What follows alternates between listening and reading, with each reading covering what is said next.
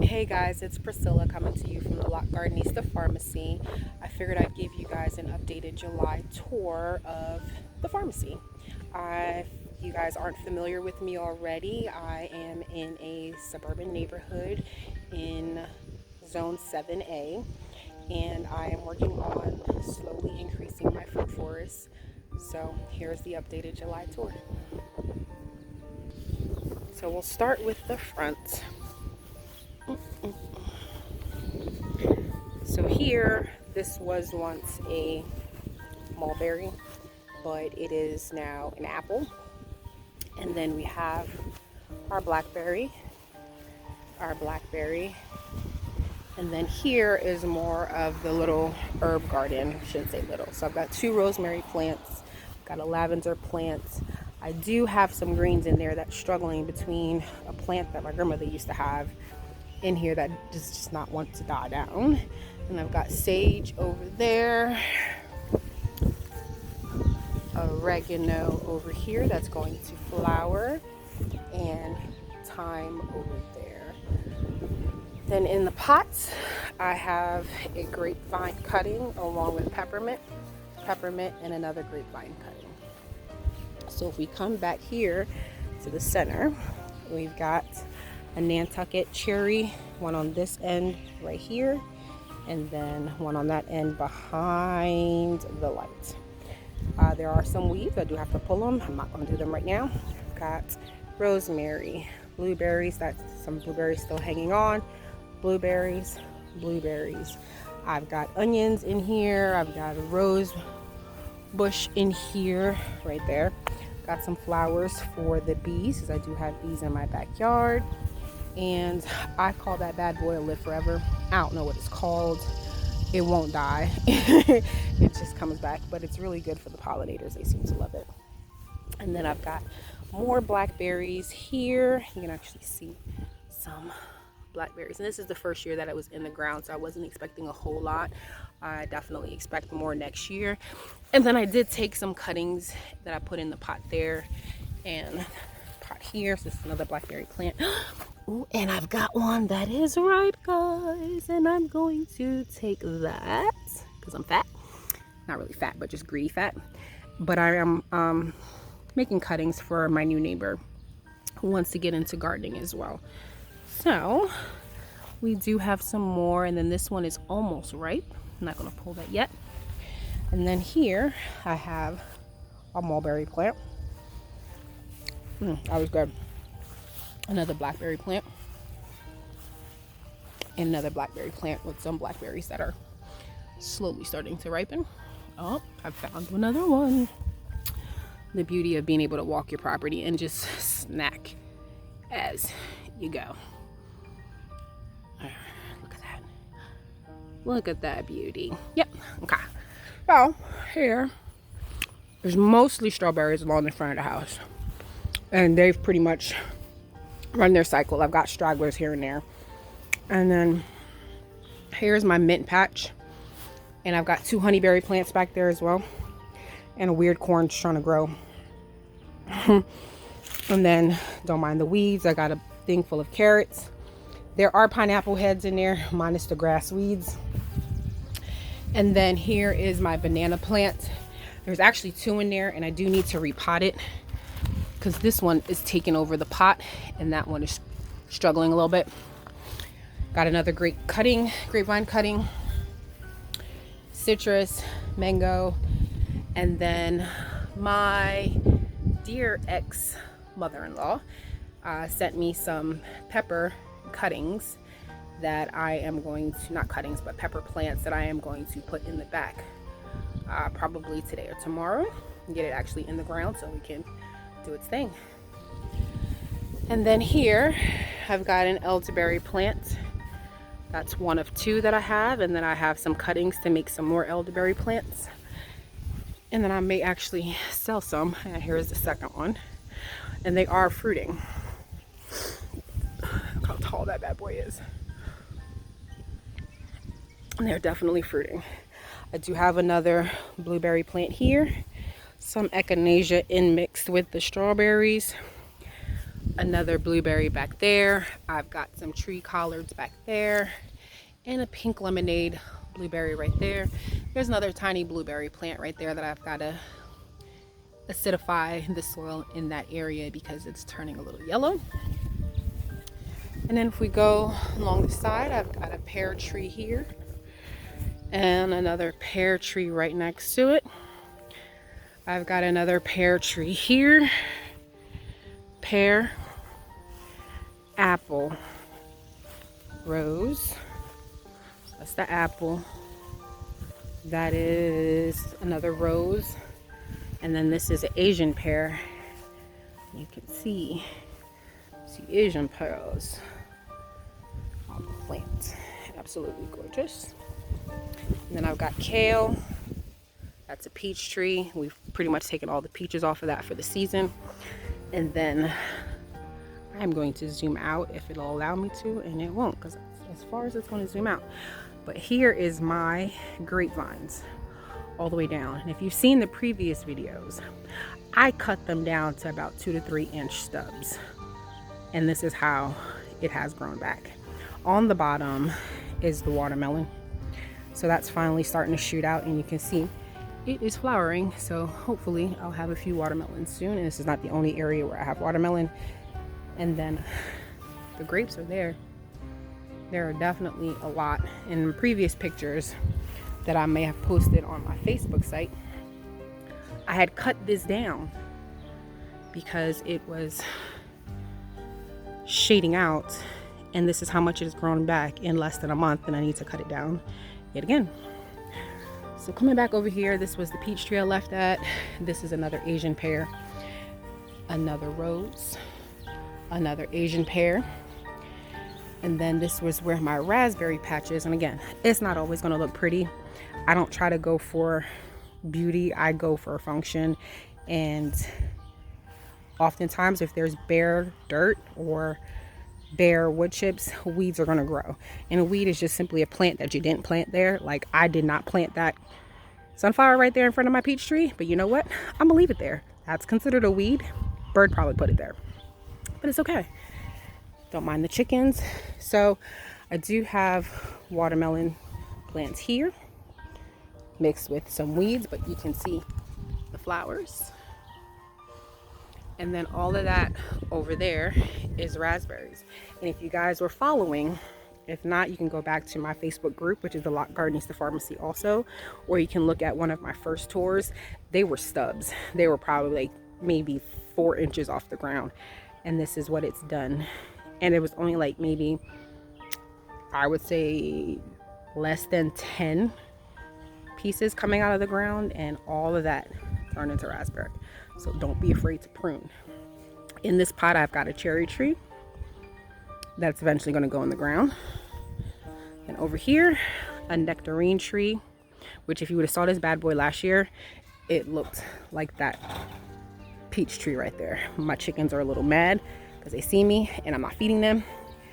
Then I've got spearmint and another peach tree. Yes, I'm obsessed with peaches. So then over here, I've got asparagus that's ferning out, which I will cut back. I've got an apple tree right here. And then in front, I've got kale, Swiss chard, cabbage. Back there, I've got a tomato. And yes, sometimes I let my tomatoes just trellis on the ground. Back there, I've got more peaches that I got to start pulling off the tree.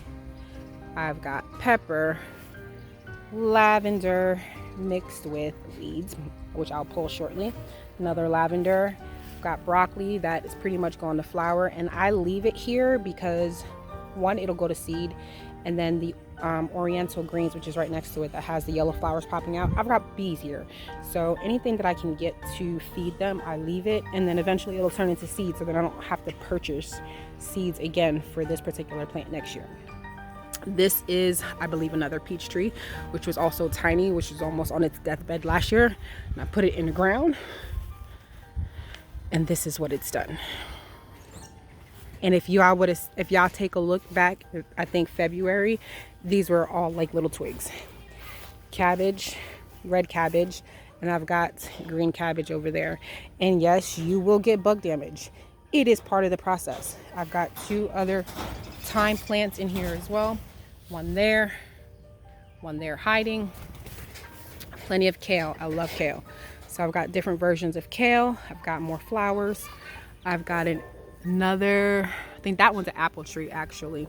Got echinacea back there. I've got a cold hardy orange tree, which is more of a bitter orange. I have peppers right there. So pepper there, and then lettuce that is pretty much going to seed, and that's going to actually go to the chickens in a little bit. I'll probably take 1 plant out a day and give it to them, and then put something else back in that spot. I've got chamomile for tea purposes and also to help with the pollinators. I got watermelon that I did not plant here, so technically it's a weed, but you know what? It's self-sown, and you know what? I love me some watermelon, so I am going to keep it here. I do have, I don't know if you can see it clearly with the sun behind the lovely lettuce that's going to flower. There is a few things of potatoes in this little pile here under there, which I have to pull out because that watermelon is going to take over all of that. Then this is a moon glow pear, more chamomile, sweet potatoes right there, and then I've got beets over here, but the watermelon is definitely coming into it, so I'm going to move this bad boy. And yes, you can move them. I do not baby my plants because, like me, for those who do not know me, I'm a tough girl. I'm definitely not a girly girl, so I like to get my hands dirty. I don't like to do my nails. I am t-shirt, sneakers kind of girl. It's very rare that you're going to see me dressed up, dolled up in heels. Not that it doesn't happen. It's just very rare. Put this back in the ground because it came out as I was. But yeah, see, I don't baby it. It comes out, goes right back in there because it ain't ready yet. It's not to my size. And really, honestly, I take it for the greens because I don't like beets. And then I give the beets either to the chickens or to my neighbors. My neighbors absolutely love me. So back there is all sweet potato, beets. This is a goji berry. Actually, no, this is a weed. I lied. I thought the goji berry spread over here. See, just like that. Pull it out. Not a big deal. This is a goji berry. I don't like it. It has a very weird tomatoey taste for fruit, but it's a really good super fruit. So you can dehydrate it. You can dry freeze it and put it in your smoothies because I don't like the natural taste of it. More kale, dino kale, Swiss chard, more kale mixed with the grass. Then I've got garlic chives in this row here. Kale. Then I've got a baby squash. Yes, squash plant there. A couple squash plants here. Apple tree. This little tiny thing is giving me apples. Look how tiny this thing is. It's giving me apples. I am going to eventually pull a good portion of them off because they're not going to size up anyway. This is a pear tree. Those are my bees. And then this is the area where I'm going to start the fall garden because it gets a little bit more shade and it doesn't really need a lot of sun. So these are all weeds. I'm going to eventually pull that up. The weeds from here to there I'm going to pull up.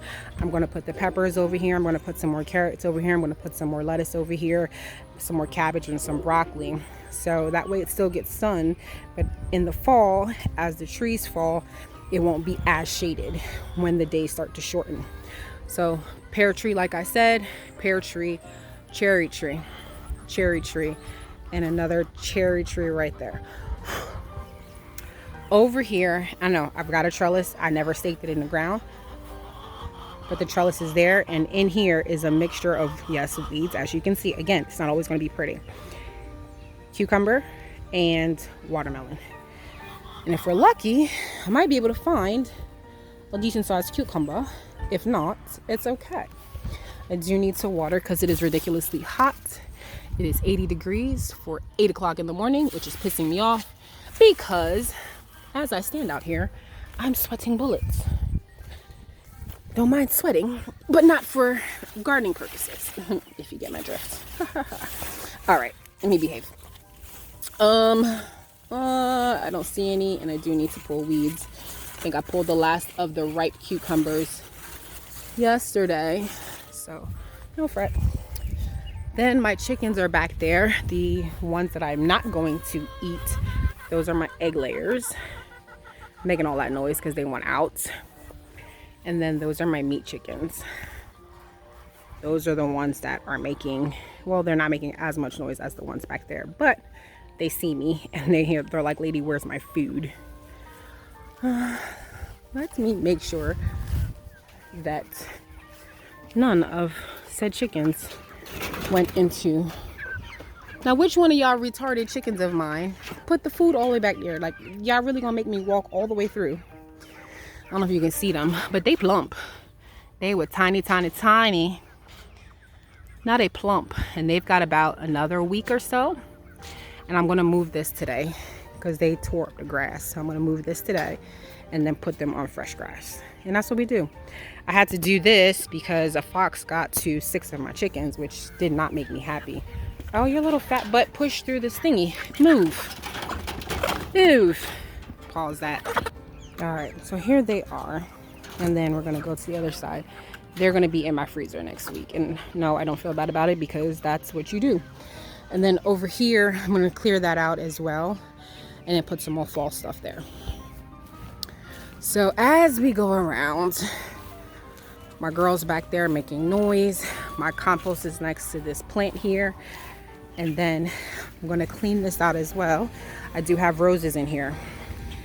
I'm gonna clean this out as well. And then I'm going to put more corn because it is not too late. And then I've got lemon balm, rose, rose, rose.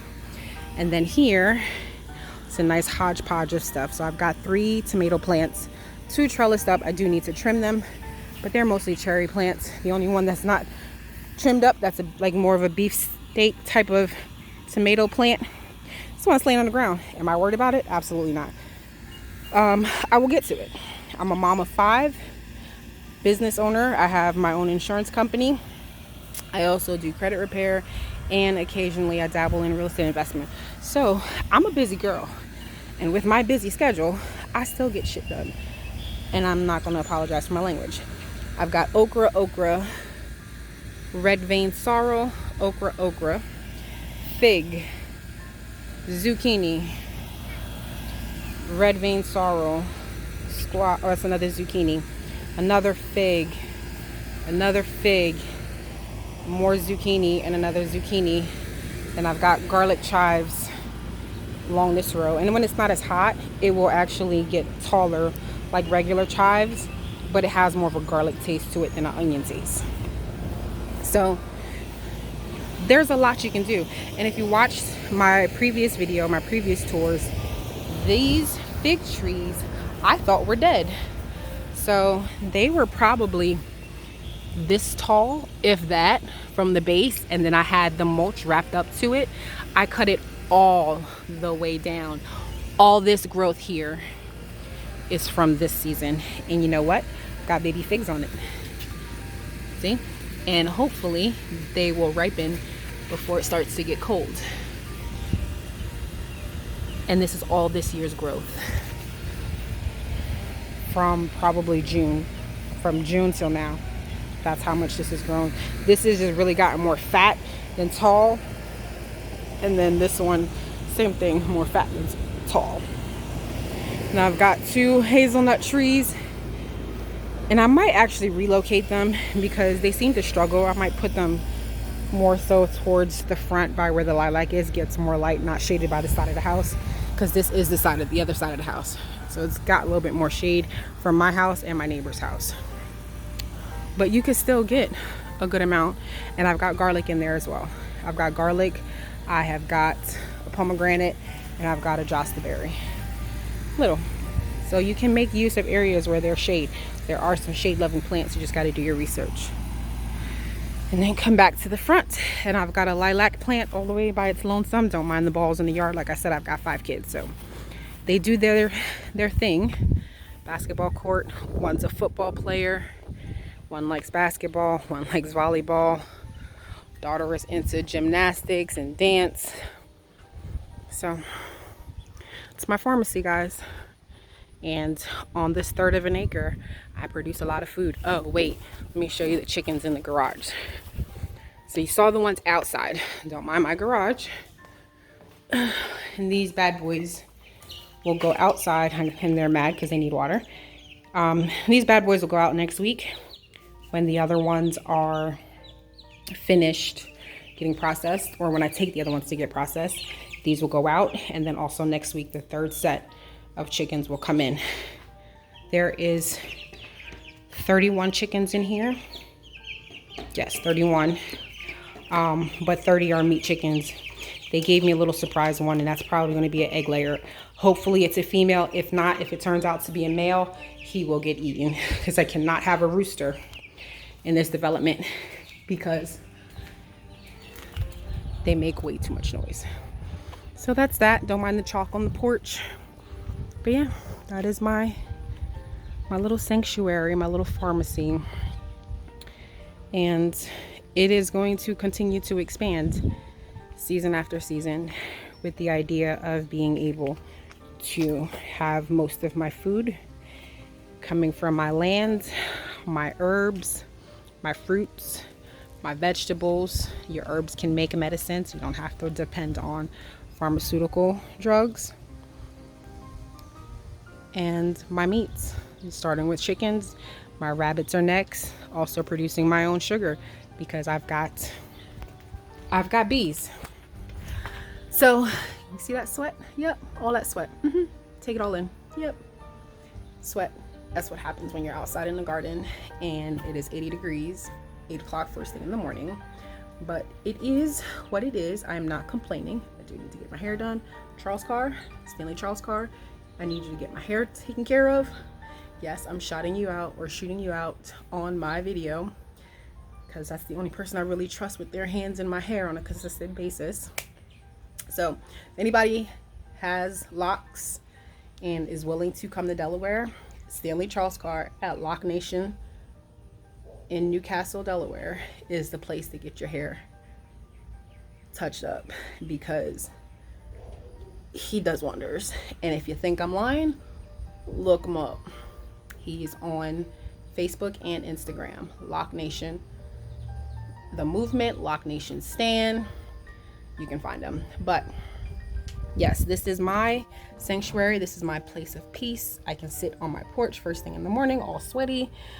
Oftentimes I can walk around the premises and snack like you saw me snacking with the blackberries, and that's a freaking awesome feeling. When these strawberries were ready, or when these strawberries were ripe in season, they never made their way in the house because between me and the baby, so my kids are from 17 to 2, the baby is the worst because he knows how to pick his stuff. He knows when they're ripe. He's learned by tasting unripe fruit, and he'd be like, ew. So he'll come pick his strawberries, he'll go pick his raspberries, he'll go pick his blueberries, and he knows what to do. He is patiently waiting for them grapes to ripen. He loved his peach. He will go up to the tree and be like, more please, more please. So the fact that they're learning and they know what to do, that warms my heart, because yes, this is a lot of sweat. It warms my heart for the simple fact that they don't have to, if they pay attention to the lessons that I'm trying to teach, they will be able to even do it on a small scale. Again, I'm on 1/3 of an acre, okay? And I produce a lot of food, a lot of fruit, a lot of vegetable, a lot of herbs. I'm gonna make another video about the peppermint that I cut. If you follow me on Facebook, I have a Facebook community, the Locked Gardenista Pharmacy, and that's Farmacy, Farmacy. And just take a look at one of my recent posts about the mint that I pulled up from this little patch right there, and those 2 pots, 2 pots actually. Make tea for the winter. I don't have to buy it. So if they take anything, any lesson learned, I want them to learn how to be able to produce their own food. Oh my God, the sweat is bothering me.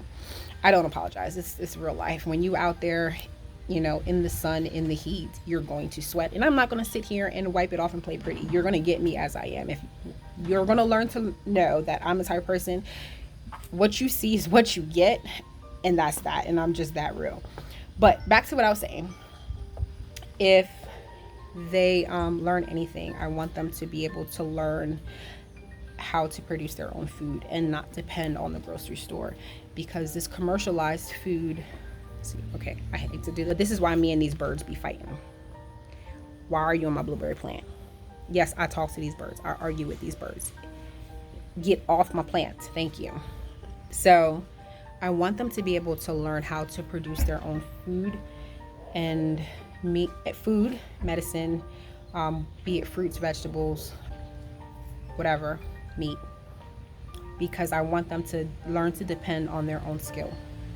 I want them to learn to not rely on the grocery store as much, because at least this way you'll know what you're putting in your food. They'll know, and it'll be more nutrient dense, because I show them how to create living soil, and that could be another video. I show them how to create living soil, how to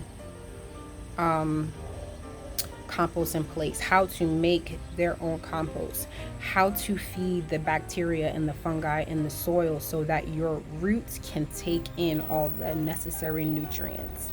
I show them how to do this, and they're learning. They pick it up, even though they may not like it, but they absolutely love the taste of the food. Anybody that has sampled my food will tell you, even my eggs, even my herbs, they will tell you the scents are very strong.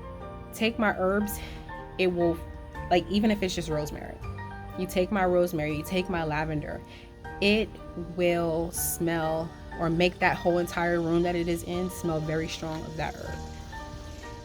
The strawberries, not always going to be the sweetest depending on when you pick it, because it's a battle with the bugs, but it is definitely the most juiciest. It is definitely the most richest, and when it is sweet, it is the best. It tastes 10 times better, if not more, than what you get in the grocery store.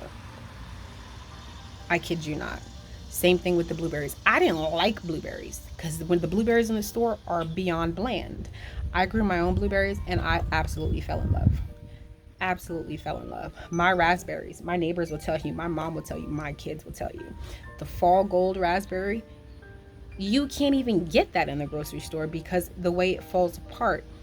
That thing tastes like it is an explosion of honey and sugar in your mouth. As soon as you put it on your tongue, it literally just disintegrates. So to be able to grow your own food, one, you can grow things that you can't even buy in the grocery store. I grow different types and varieties of things that you will never see in a grocery store because people will turn their nose up at it. And my kids are learning how to grow such things. Like, now you're just probably starting to see orange and yellow watermelons in the grocery stores. Last year, all I had was orange watermelons. People were like, there's a thing called orange watermelons. Yes, there's orange watermelons. There's yellow watermelons. There's watermelons that are white inside. There's different color watermelons. There's different varieties of watermelons. There's different varieties of peaches. There's different varieties of apples. Explore. Feel free. And even if you take one thing from me, grow one thing and start from there. You don't have to be an expert. I'm far from it. I'm still learning. I'm going to be a forever student. And I appreciate being a forever student, because if I ever feel like I know everything, I don't. So I'm always learning. But I don't let myself stay stagnant in a learning stage. I learn and I put into practice what I learn. And sometimes it works, sometimes it doesn't work. It is not a perfect science. If you fail at something, if something dies, don't think that you're a failure. You know what? Keep moving, because maybe it just needs to be put in a different area. Maybe it needs more water. Maybe you have to learn that particular plant a little bit better, but start with one. I got started as an adult, really honing in on doing this because I was mad when I moved down here at the price of freaking peppers. 4 peppers. 4. Again, I'm a city girl. I came from New York, moved to Delaware. 4 peppers in Delaware was damn near $5. And this was 16 years ago. 16 years ago, 4 peppers, damn near $5. What the? That don't make no sense. So I decided, you know what? Let me get a bag of seeds. Take a crack at it. Bag of seeds, dollar store. It don't gotta be crazy behind expensive organic non-GMO seeds. You do what you want. I'm not gonna stop you. But when you're starting, it does not have to be expensive at all. It is trial and error. So I got a $1 bag of seeds, which probably had anywhere between 50 to 100 seeds. That is the potential to grow 50 to 100 plants. On each given plant that starts out this tiny, okay, that tiny, grows into something, probably that blueberry plant over there, okay, the one in the middle, or the one towards the end. Let's see, that one, if I get my finger, that one right there, it'll probably get to be that height, right? But you can get at least, if you're good, lucky, and you do it right, 20 peppers, one plant. Multiply that. If you have 100% success rate on, let's say, bare minimum 50 seeds, 20 peppers on one plant, 50 plants. Okay, the way I do my math, I don't do this complicated math. 5 times 2 is 10. Add 2 more zeros. Okay, that's 1,000, right? 10, 2 more zeros, 1 0 0 0, 1,000 peppers for $1 of a pack of seeds. Yes, it requires time. Yes, it requires energy. Yes, time again, because it's not going to happen overnight. It does take months. But where would you rather spend your time? Producing something that you know you're going to ingest that is healthier for you because you know where it's coming from and you know what you're putting in it, in comparison to purchasing something off a shelf. Yes, it's convenient. It's convenient as hell. But at the end of the day, pesticides, because you know what? They have to make it look pretty to appeal to our eye. And don't think that the food that you grow is going to look pretty, because it's not. It's not. It's going to look weird. Some of the shapes are going to be funky looking. You're going to be like, how did that happen? You know, you're going to have twinsies. You might have triplets. It happens with plants too. So you might have things that look like body part shapes. It happens, okay? But don't expect perfection, because nothing in nature is perfect. That is a man-made thing. Man-made, human-made. They design and manipulate our food to appeal to our eye. That is not how it is meant to look naturally, okay? It is not going to be pristine. It's not going to be perfect. It is still edible, and I guarantee you it's more nutrient dense than what you buy in the store. And that is the problem with us nowadays. We do not consume enough nutrients, enough minerals, enough vitamins in the things that we eat nowadays, because everything is commercialized. I will get more into that later. But anyway, thank you for joining me on my tour. I appreciate you watching the video. If you would like more content, and I am working on more content, okay? If you would like more content, show me some love. Hit that like button, hit that subscribe button, hit that notification button. And that way, as I post more content, you'll be made aware that it's available. Also, consider joining my Facebook group, or Facebook, yes, group community, the Locked Gardenista Farmacy, and it is Locked, LC''D, Farmacy, spelled FARMACY. And we'll get into the reason behind the name another day, but I'm pretty sure it's pretty self-explanatory. But thank you. I appreciate it. You guys have a blessed day.